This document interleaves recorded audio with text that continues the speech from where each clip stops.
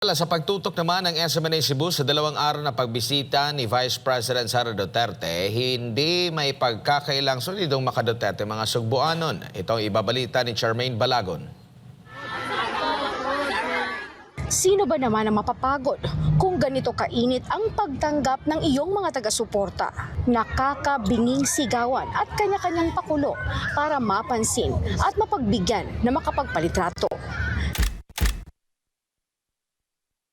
Sa Barangay Mambaling, Cebu City, marami ang matyagang nag-abang, nakipagsiksikan pa para masilayan man lang si Vice President Sara Duterte. Sa ikalawang araw ni VP Sara sa Cebu City, kagaya ng unang araw ay mas mahabang oras ang kanyang inilaan para sa pakikipagkamayan at kamustahan sa mga residente.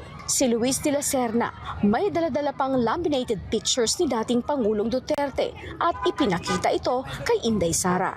Ano naman kay mga inani? Ako may dulo. Ako may dulo.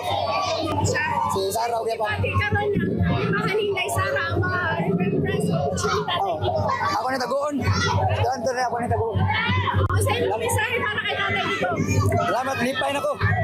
Lipay na ko. Kita na ko ni Inday Sara. Samantala, sige ng Welsie Batillas, todo ang sigaw at umaasang maging Pangulo na sana ng bansa si VP Sara. Ano ang suporta mo kay si Sara? Kaya ba ako nga siya siya makabarog sa atong Pilipinas. Kaya nindot siya nga pag-aimon siyang presidente. Ragdi na mag-result ang Pilipinas sana. Samantala, isang lalaki naman ang nagsulat pa sa isang karton ng kanyang hiling na makapagpa-picture sa Vice President. Anong gusto mo kapag-picture? Kuan ma'am, kanang idol ko na ako siya ma'am.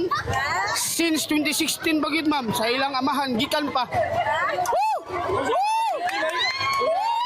Agaw pansin din ng isang mag-amang ito na may hawak na We Love Duterte. Nang aming tanungin kung bakit niya ito iginuhit, ay ito lang ang kanyang sagot. We love Duterte! We love Duterte! Samantala, nagpahayag naman ng pagtutol sa impeachment ang ilang taga-suporta ng Vice Presidente. Mabuhay ka sa impeachment ni Inday Sara. Para na mo sila Joy the best. Hindi sila pwede manaog. Kung kinain mo naog, si Bongbong Joy dapat. Isa guys, siya Joy dapat manaog.